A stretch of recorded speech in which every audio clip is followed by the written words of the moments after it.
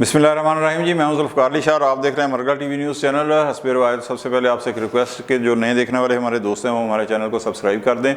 और bell icon के button को लाजमी दबा दें ताकि नई आने वाली वीडियोज़ जो है वो बर वक्त तक पहुँच सकें। और अगर हमारी वीडियो आपको अच्छी लगे तो लाइक का बटन दबा दें और दोस्तों तक शेयर कर दें ताकि उन तक भी हमारी वीडियोज़ जो हैं वो पहुँच सकें। आज का जो हमारा मौजू है वो ये है कि सोशल मीडिया के ऊपर जो हुकूमत मुखालिफ सोशल मीडिया है वो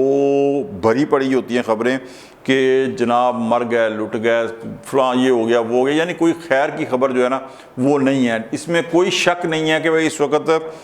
मुल्क के मुआशी हालात जो हैं वो कुछ ज़्यादा बेहतर नहीं है। अल्हम्दुलिल्लाह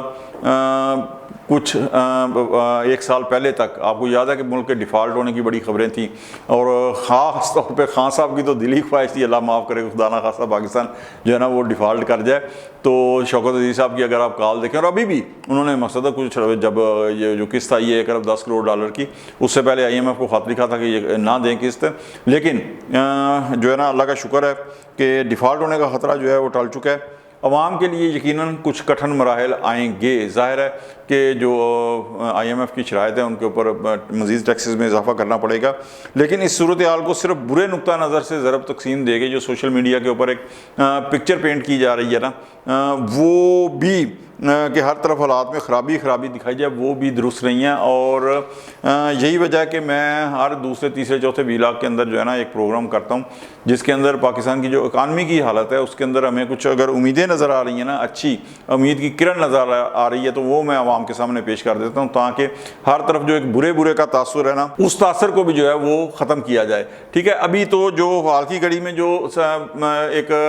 समझें कि इंतज़ामी इक़दाम की हद तक है ना, वो मैं आपको बता दूं कि रोटी 25 से 16 रुपये की हुई है, चावल के निरखों में 100 रुपये फ़ी किलो कमी हुई है, सोलर प्लेट की कीमत जो है 4800 और 1000 रुपये से कम होकर 22,000 रुपये पे आ गई है। मोबाइल फ़ोन की कीमतों में 10,000 रुपये तक की कमी आई है। यूरिया खाद जो है 600 रुपये फ़ी बोरी सस्ते करने का हुकूमत जो है फैसला किया है। सीमेंट की बोरी में 170 रुपये की कमी आई है। घी के कुकिंग ऑयल की कीमत में 70 से 80 रुपये फ़ी लीटर कमी आई है। LPG की कीमत में 12 रुपये फ़ी किलो कमी, पेट्रोल जिस तरह भी 4.5 रुपये लीटर और डीजल 8.5 रुपये लीटर कमी आई है। गाड़ियों की कीमतों में 5 से 15 लाख तक की कमी। स्टॉक एक्सचेंज 45,000 से, बल्कि 45 भी नहीं, कुछ अर्सा पहले आप ये देखें कि 39,000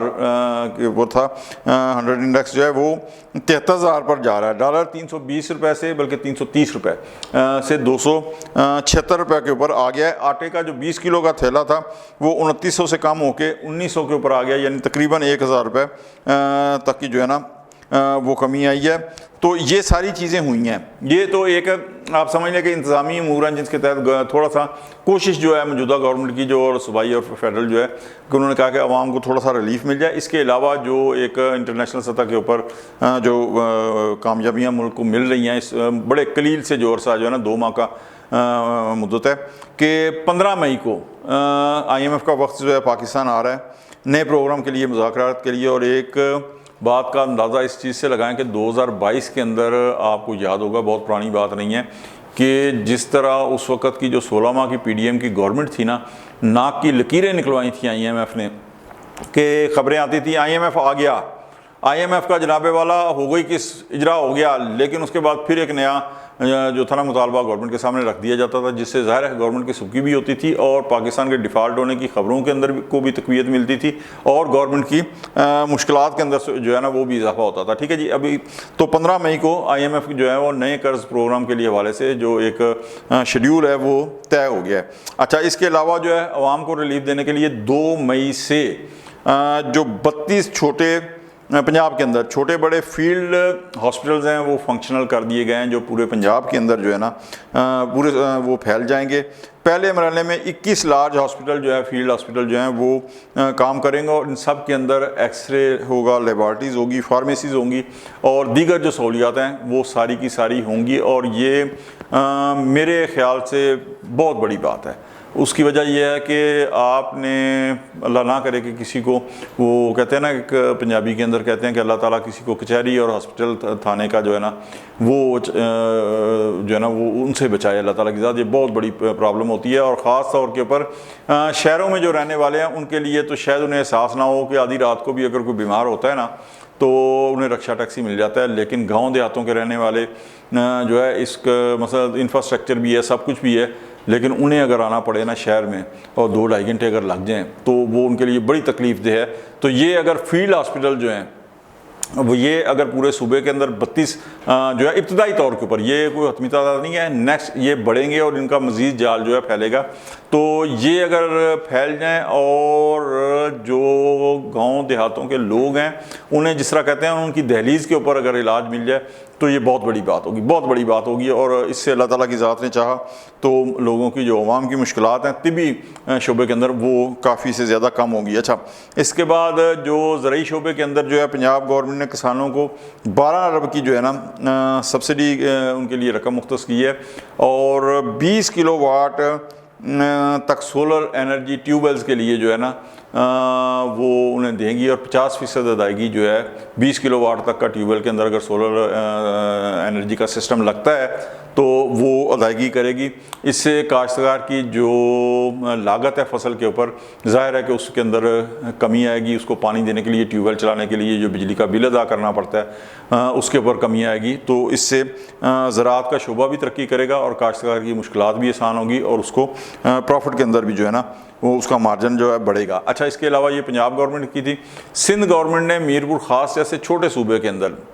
अच्छा ये सारे इकदाम जिस तरह मैंने पहले भी कहा कि 2 माह की कलील मुद्दत के अंदर है, अल्लाह किया इंशाल्लाह आगे जैसे गवर्नमेंट बढ़ रही है। और मैं शुरू से मैं इन गवर्नमेंट की हमायत नहीं कर रहा, बल्कि मेरा अपना एक जो नज़रिया है कह लें, मेरा ख्याल है कि कम से कम 6 माह तो किसी गवर्नमेंट को ग्रेस पीरियड देना चाहिए ना, कोई भी गवर्नमेंट हो, तो ताकि उसकी कारकर्दगी का पता चले। अगर आप पहले दिन से लठ लेके हुकूमत के पीछे पड़ जाएंगे तो ये बात मुनासिब नहीं है। तो सिंध गवर्नमेंट ने मीरपुर ख़ास जैसा जो छोटा शहर है उस शहर के अंदर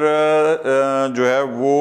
एयर कंडीशन बस सर्विस जो है ना वो चला दी है। ज़ाहिर है कि सिंध अंदरूनी सिंध जिस तरह गर्मी पड़ती है और शदीद गर्मी पड़ती है, उसमें अगर एयर कंडीशन बस सर्विस मिलेगी और सहूलत मिलेगी तो ये एक बड़ी अच्छी बात है। और कराची जैसे शहर के अंदर